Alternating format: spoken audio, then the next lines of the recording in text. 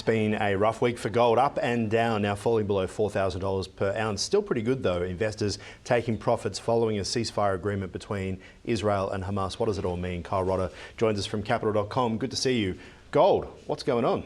Just really hot at the moment, and there are some pretty good fundamental reasons why, and I would sort of describe it as a sort of a five-factor thing, which is interest rate cuts in the States, US Federal Reserve independence, US fiscal policy and global fiscal policy, geopolitics and trade policy. Those are the big five ones. But over the last few weeks, we've seen gold run up pretty aggressively on the prospect of US interest rate cuts, and on the weekend we did have that election in Japan, and obviously the new potentially incoming Prime Minister Takaichi, yes, who proposed fairly significant fiscal Japan's spending Thatcher. Yeah, well, that's what she said, although big spending, really big spending on strategic industries. I want to talk gold though first. Yes, and the thing about gold that's weird, is that we usually see gold go up when stock markets go down and there's concern there, but they're both up. Well, yes and no, and this is the thing, is that you've got pretty much what I would call the run at hot trade at the moment across the globe, where governments are pumping money, not just in the United States, but again, Japan, Germany's looking to re-leverage as well, at a time that inflation is already above target, and that central banks are suggesting, at least in the United States and elsewhere, they're trying to ease interest rates. And so you've got this really big concern that the economy, I think, is going to run pretty hot into next year, especially in the United States. That raises risks of inflation, raises the risk of higher debt loads and all these sorts of things. And investors are simultaneously buying into stocks, which their profits are nominal. They are priced in US dollars, even if they're inflated away. And then things like gold, Bitcoin, silver, which are hard, relatively fixed assets that people are trying to get exposure to as well because of all of this money likely to hit the economy. It feels like there are warning signs that are ringing. We are seeing Jamie Dimon, he went on BBC, JP Morgan, really worried about where things are going as well. What are your views on that? Are we heading into a very delicate 2026 where there's too much money and it needs to come out? The concern is that we could be heading for two things. One, maybe a bit of a supply shock. That's one side of the concern, one side of the risks, where because of tariffs, because of labour market policy and immigration policy in the United States, that the supply side of the economy is not going to be able to catch up with all this money being pumped into it, and that we're going to get a renewed inflation. That's where Jamie Dimon mostly is coming from, because he has used the term stagflation before.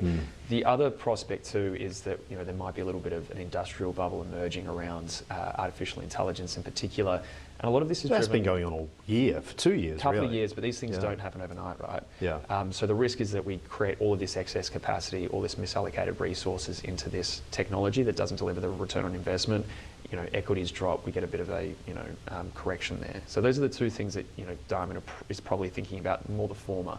But in saying that though, if you do look at effectively that economies basically run because of monetary and fiscal policy, and that we are getting fairly lax, or the expectations are fairly lax of lax monetary and fiscal policy going into next year, again there is that argument that if the supply side can keep up, we might see a pretty hot economy. The question is the sustainability of that, and whether it's a bit of a boom-bust dynamic. Yet we hear concerns that half of the US states are pretty much in a recession. Yeah. Countries like Australia, per capita recession has been going on for many quarters now as well. How can we be worried that things are running too hot when half of the US is in a recession? So there's a phrase called the K-shaped economy, which sort of suggests that there's a whole bunch of industries and a whole bunch of people that are doing really well, and there's a whole bunch of people that are doing not so well. And that we see on the aggregate the economy is growing quite strongly, but there's a class of people below that that aren't actually enjoying the benefits. And actually there is the kind of argument to what extent artificial intelligence is already having an impact on labour market outcomes, because the recent jobs data, as we know, in the United States has been weak, but where the jobs growth is happening is in those kind of care industries like healthcare and retirement services and things like that. As opposed to white-collar jobs where AI is having an impact. And also blue-collar jobs too, which is actually really funny. Really? Yeah, it's really quite a fascinating dynamic. Funny, but not funny for Donald Trump, because they're the people in the middle of the country who support him. Yeah, and that's probably the concern that we're going to see going forward, is that we continue to see this labour market deterioration and displacement of workers because of the use of artificial intelligence. There's not clear evidence that it's actually delivering productive outcomes yet, but the argument is that businesses are holding off on hiring until they can figure out whether they can use AI to replace that labour. And so as a result, you've got a lot of people getting really wealthy because these stock prices are going up, and the expectation that they will be able to deliver some kind of productive outcome there. The rich get richer, but then the poor don't get hired, and all of that, the incomes are being transferred upwards towards the top. Interested in gold. Let's go back to that for a moment, because when it hit 3,000, people said, that's the height. It can't get any higher than that. Now it's hit 4,000 this week. Do you think it goes higher? In the long run, yes, just because of those sort of 5 factors I mentioned off the top are mostly still kind of blowing in the direction of gold, with the exception of geopolitics now because of what's happened in the Middle East over the last 24 hours. However, obviously things don't work in a straight line, and I've never seen gold garner this much attention. I've never received as many calls as I have about gold this week. Yeah, wow. Amazing, you know, and mainstream outlets as well. Obviously not Ticker, who are obviously very well informed and all those sorts of things. You know, talking about, you know, news.coms of the world that, you know, generally get onto these things towards the end of a move. So for me, that big 2% move last night, you know, while I don't think it heralds a you know, big bear market in gold, because all of those fundamentals are very strong, suggests to me that things got too hot in the short term and we could be due for a bit of a pullback. Yes, pullback, and as we mentioned, it's not just gold, it also feels like stocks as well, because the profit takers surely will be watching, saying anytime now. Yeah, well, it's sort of a situation where, because, and we've spoken about it in the past, where valuations get to these levels, it's not a very good indicator for turning points, but it is a good indicator for risk and reward and when things could be prone to a bit of a shock. And so the markets could end up feeling the pinch of a fairly swift pullback, maybe a bit of a correction, if probably one or two things happen. Interest rate cuts, which are expected to be very deep in the United States next year, don't materialise, or the earnings growth, the extraordinary earnings growth that we've seen in those big tech companies, miss the bar set for them this quarter, which is only a few weeks away in terms of those earnings. So if, you know, there's some disappointment there, a lot would have to come out of the price, and that's when you start to see some of that momentum turn to the downside. One of the other aspects as well, as you mentioned, with gold is the uncertainty in the world. But half of that uncertainty, the two big wars that we focus on in the news all the time, being Gaza, is over.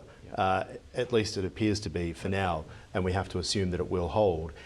Does that mean that there is a bit more certainty, or we also have that concern that things seem to be escalating in the Russia conflict in Ukraine? That still remains a factor, and I think one thing from a geopolitical point of view is the reason why a lot of investors want exposure to gold is because they want to decouple from the US payment system and also, you know, the US dollar as a reserve asset, which is actually two different things. So the possible resolution in the Middle East, fingers crossed, will mean that that kind of risk is diminished, and obviously everything works at the margins, so, you know, gold will reflect that, you know, say 2 or 3% move.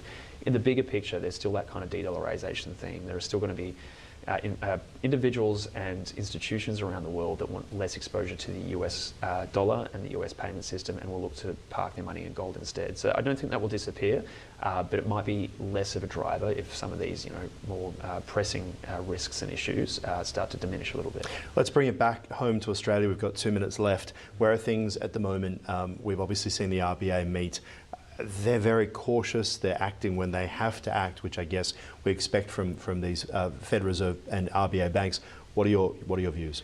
I think in terms of Australian markets, it very much depends on a continued cutting cycle emerging in Australia and the United States.